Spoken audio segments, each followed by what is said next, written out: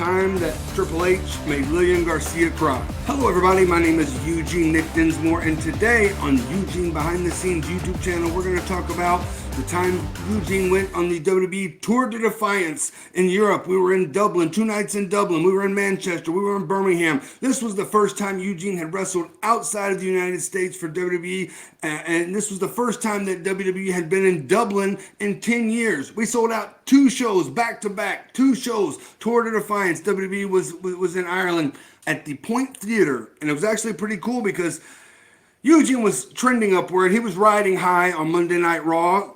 3 weeks prior, he had his debut match against Rob Conway, which he won. 2 weeks prior, Eugene had befriended The Rock in the middle of that very ring.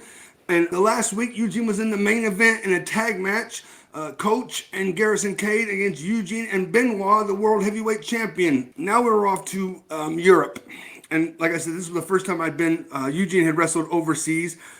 Nick Dinsmore had wrestled outside the United States for WWE. I wasn't on TV yet, so no one really knew me. So I had wrestled for WWE. I think I wrestled Matt Hardy in 2 or 3 live events that were somewhere in Canada, maybe Newfoundland. But this was the first time that Eugene was overseas. And like I said, we were still riding high off the successes on TV.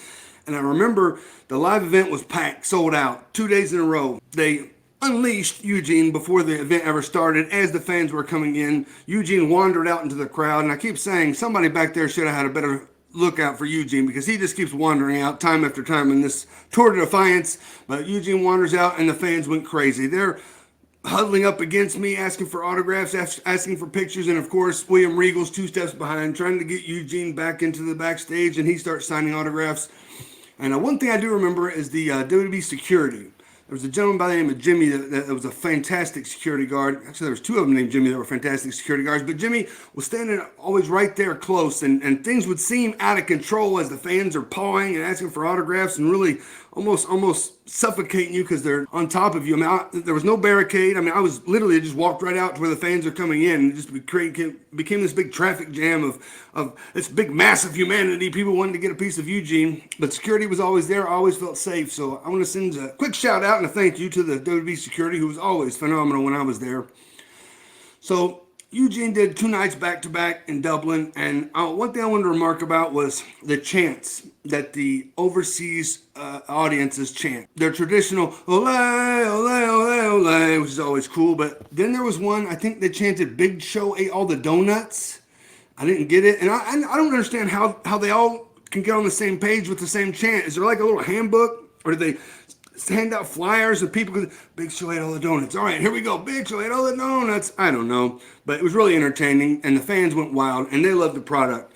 So on the first night, I think Eugene went out and, got involved in the Rob Conway and Sylvain Grenier La Resistance match against someone. And the next night, second night, I believe, is when Eugene actually wrestled for the first time in a big match, and the crowd loved it. They went banana. And of course, William Regal, always there to protect Eugene. I think he punched Sylvain in that one. The left hook all the way from Blackpool, England, and everybody in Ireland went crazy. It was a really cool event to go overseas, and it was really just awesome, the fan reception to everybody, not just Eugene, but just for me to see it, about how these people come out and pack the arenas, 2 nights in a row. We don't often get 2 nights in the same town when we were traveling, and that was a luxury that we always liked, because the second night you wouldn't have to be up as early, you wouldn't have to catch a flight, you wouldn't have to catch a bus, you could just hang out all day if you wanted to, or go sightseeing, or go work out. But the night in between, that was the night that everybody decided to go out to the local pub for a refreshing pint of Guinness just to blow off some steam. And that's where a gentleman by the name of Jericho showed me one of the meanest and yet funniest ribs I think I've ever been a part of. It wasn't my idea, but I got roped into it. Eugene walks into the night we went out there. A lot of people went out that night. I remember Victoria and Trish Stratus were there. William Regal even went out that night with us. Chris Cade, the referee, and Hurricane. Sylvain, of course, was out. Jericho and Lance Cade, also known as Lance Cade, were out. So I see Jericho and Lance over there, and they're taking shots. And I walk over, peek my head in, and Jericho goes, Eugene, shots of vodka, you're in. And although I didn't want to, necessarily say, I don't want to be a part of a drinking contest between Jericho and Lance Cade, I didn't want to bow out, but I was trying to find some way to gracefully not be involved in it. And Jericho leans over and he goes, don't worry, we've got Otter.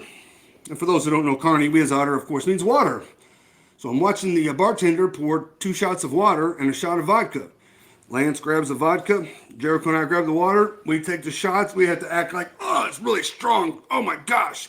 And this went on, shot after shot after shot, until I think Jericho and I were probably the most 2 well-hydrated guys in the bar, and poor Lance had his fill of vodka that night. Now I'm gonna say right now, Lance got pretty drunk, and I think he did vomit, but Jericho didn't take the rib too far. He took it just far enough that Lance was trying to prove himself as I guess a vodka drinker, and he proved himself by ended up. I remember Lance was dancing and having the time of his life that night with just the biggest smile on his face. And like I said, he might have vomited that night, but the next day in Dublin, he no-sold the whole thing. So thank you to Chris Jericho for the shots of water that night, and it was a fun and entertaining evening. So we wrestled the second day in Dublin. We went back to the hotel that night. The bus parked in the back of the hotel for everybody to unload, and they said, okay, we're going to load the bus in the front of the hotel tomorrow. Everybody be on here by 9 a.m. so we can get to the airport because we're flying to Manchester. Next morning we get up, everybody's on the bus except for one person. Just green tea for all you stooges out there. One person was not on the bus yet, and that was Lilian Garcia. And I don't remember if someone went to get Lilian or if Lilian just showed up a couple minutes late, but she snuck on the bus and sat down. I didn't think anything of it. This was my first overseas tour, but Triple H took a little bit of exception to it. And before he took off, he stood up. He had Lilian stand up as best I can remember. And basically, I'm not going to say he was personally mean to her, but he was quite mean, saying that, as best I can remember, if you're not here on time, you're disrespecting the entire crew that's here on time. And these are your brothers and sisters on the road. And Triple H was pretty stern. And as best I can remember, I think Lilian actually started crying. And she had to apologize to the bus. Which, I get it, because there were a lot of newer talent on the bus. And maybe they all needed to have, know that we got to be there at 9 o'clock so we can get to the airport on the right time, of course. But I truly felt bad for Lilian that time because, I didn't know her that well, didn't know Triple H that well, but to me, he was a little mean. He wasn't overboard. He didn't cross the line. He didn't say anything rude about her, but he just let her and everybody know that there was a times to be had and a pecking order, and he was on top. So that was the story of my first overseas tour with WWE. We went on to Manchester and Birmingham, sold out buildings, fantastic tour. I remember it as the time that Triple H made Lilian Garcia cry. If I can do it right, I can put a video up right here. There we go. That's the older video if you want to see that. Or if you want to see this one, there it is right there. Please tune in to Eugene Behind the Scenes and tell all your friends. Like, share, subscribe. Until next time, bye.